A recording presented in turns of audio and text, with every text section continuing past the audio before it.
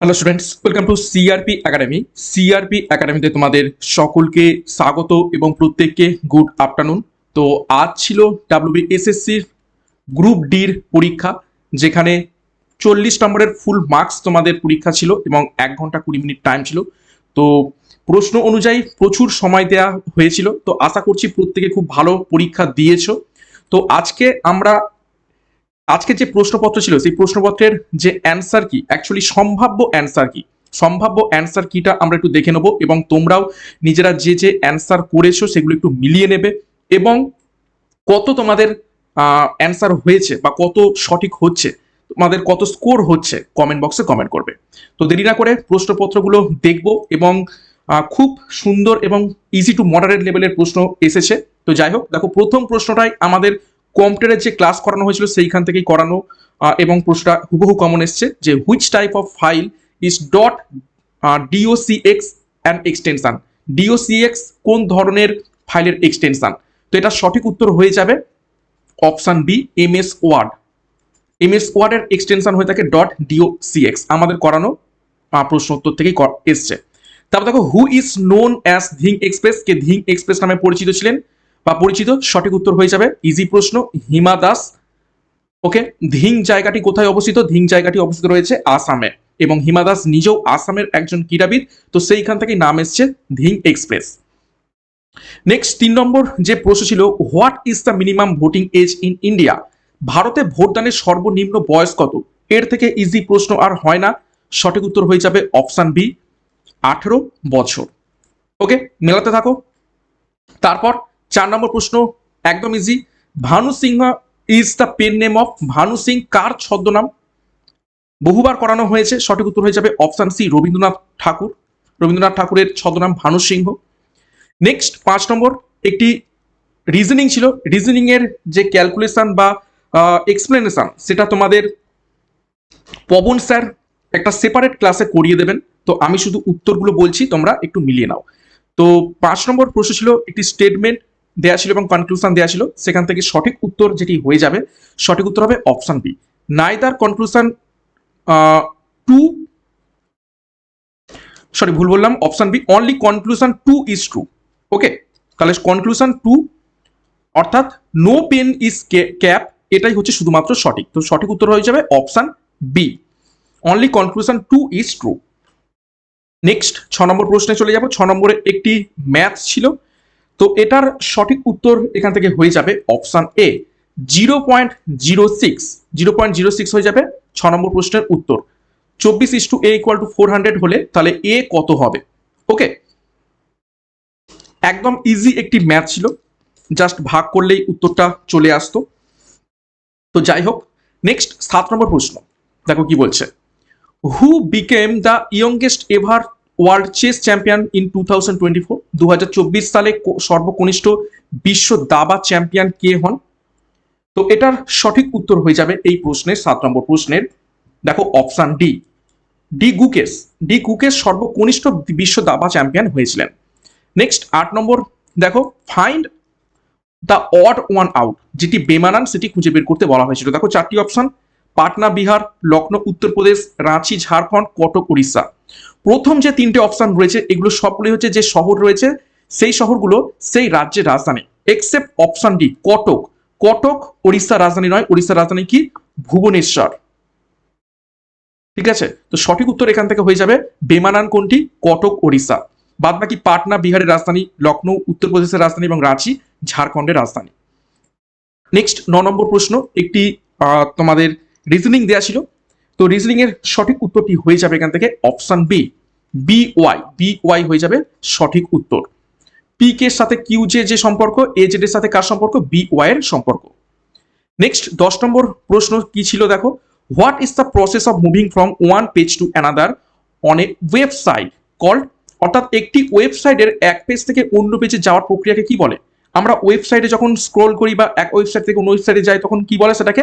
সেটাকে বলা থাকে browsing. Option D, browsing. Browsing করা বলা হয়। নেক্সট 11 নম্বর প্রশ্ন দেখব। 11 নম্বর প্রশ্নে একটি রিজনিং দেওয়া ছিল এবং ছবির মাধ্যমে তোমাদের খুঁজতে বলা হয়েছে। দেখো উপরের ধারাটি সম্পূর্ণ করার জন্য নিচের কোন চিত্রটি সঠিক হবে।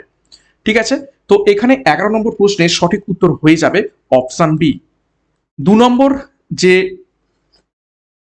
চিত্রটি সেটা কিন্তু এখান থেকে সঠিক হবে। নেক্সট দেখো 12 নম্বর প্রশ্ন।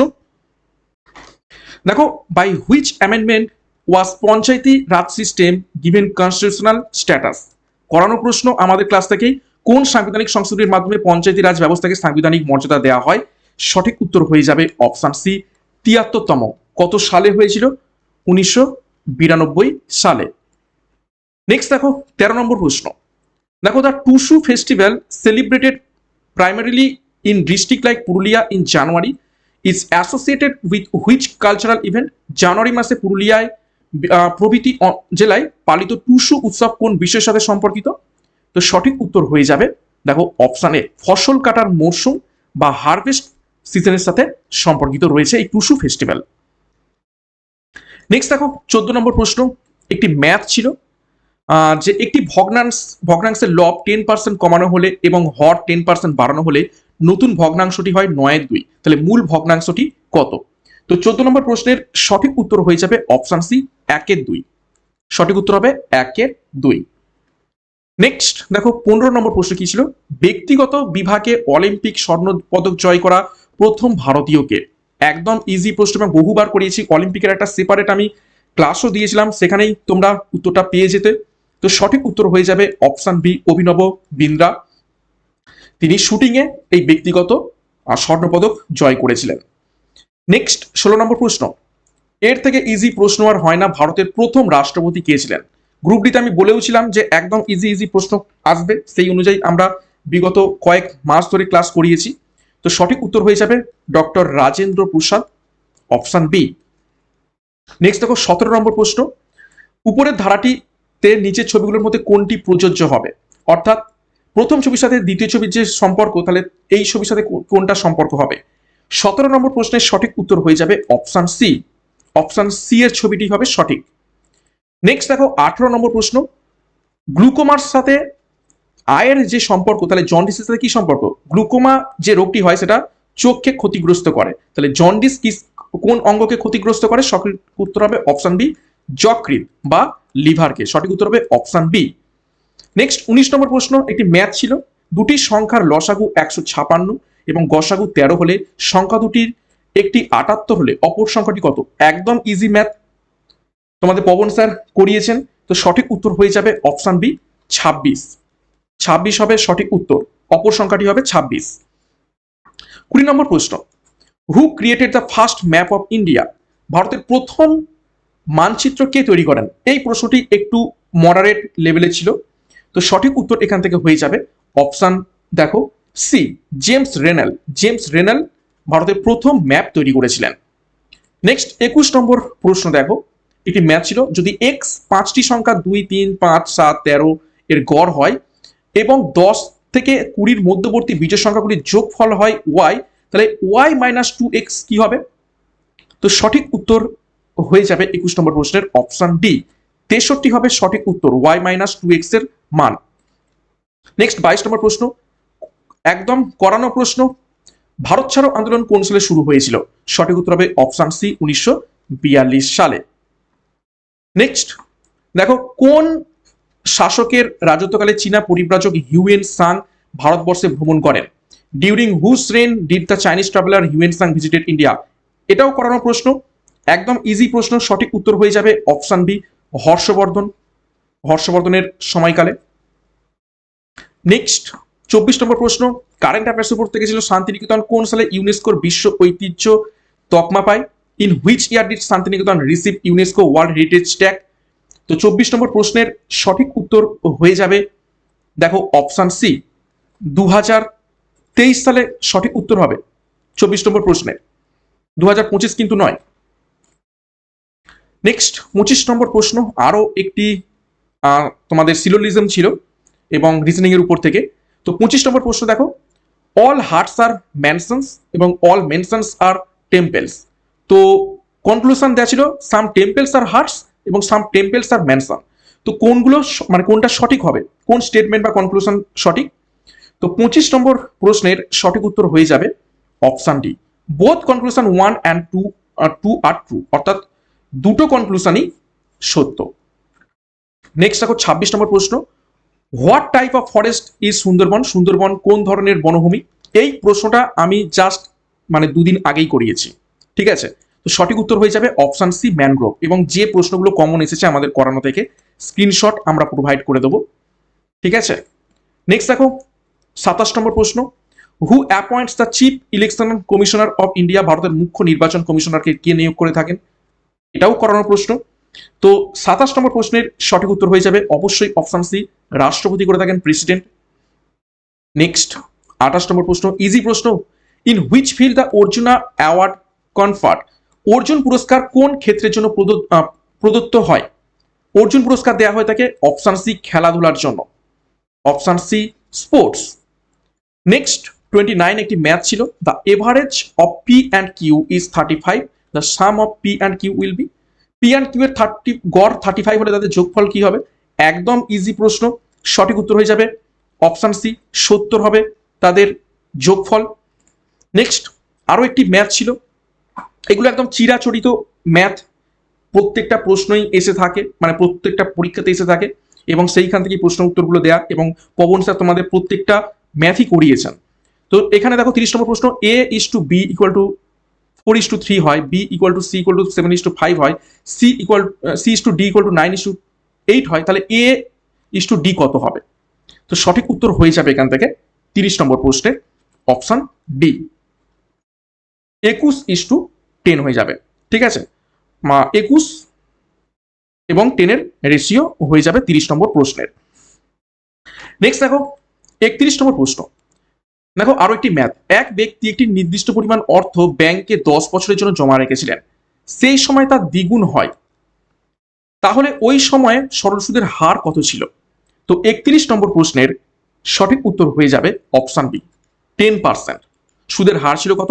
10%। নেক্সট দেখো 32 নম্বর প্রশ্ন, what is the process of starting a computer called, computer চালু করার প্রক্রিয়াকে কি বলা হয়ে থাকে? এটা কিন্তু কম্পিউটারের যে আমি একটা স্পেশাল ক্লাস করিয়ে দিয়েছিলাম, ম্যারাথন ক্লাস, সেইখানেই তোমরা উত্তরটা পেয়ে যেতে, যদি ফলো করতে সঠিক উত্তর হয়ে যাবে। দেখো 32 নম্বর প্রশ্নের অপশন সি, বুটিং, বুট করা বলা হয়ে থাকে। নেক্সট দেখো 33 নম্বর প্রশ্ন, 200 টাকার কত শতাংশ হলো 35? তো 33 নম্বর প্রশ্নের সঠিক উত্তর হয়ে যাবে অপশন বি, 17.5%। নেক্সট দেখো 34 নম্বর প্রশ্ন, একটি রিজনিং ছিল, একজন পুরুষের দিকে ইঙ্গিত করে একজন মহিলা বললেন, তার মা আমার মায়ের কন্যা, ওই মহিলা পুরুষটির সাথে কিভাবে সম্পর্কিত? একদম ইজি ছিল প্রশ্নটি, সঠিক উত্তর হয়ে যাবে অপশন এ, মাতা, সঠিক উত্তর হবে মাদার।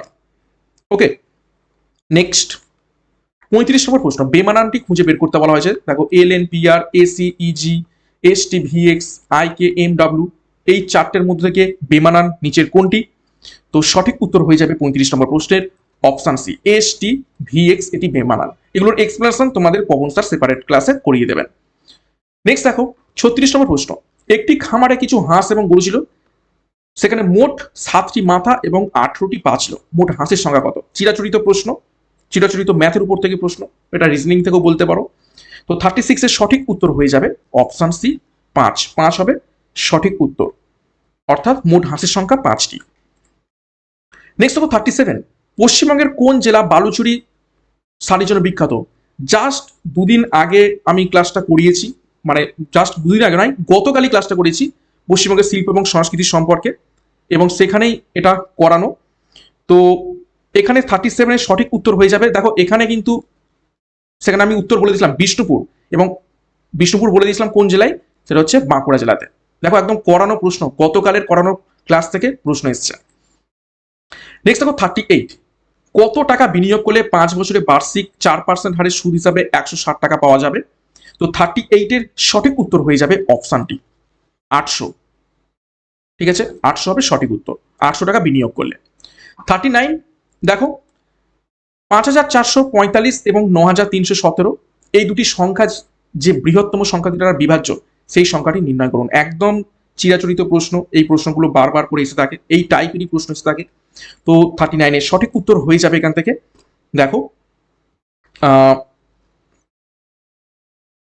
অপশন বি 121, 121 দ্বারা বিভাজ্য। এবং শেষ প্রশ্ন তোমাদের, দেখো কম্পিউটারের সিপিইউ এর ফুল ফর্ম কি?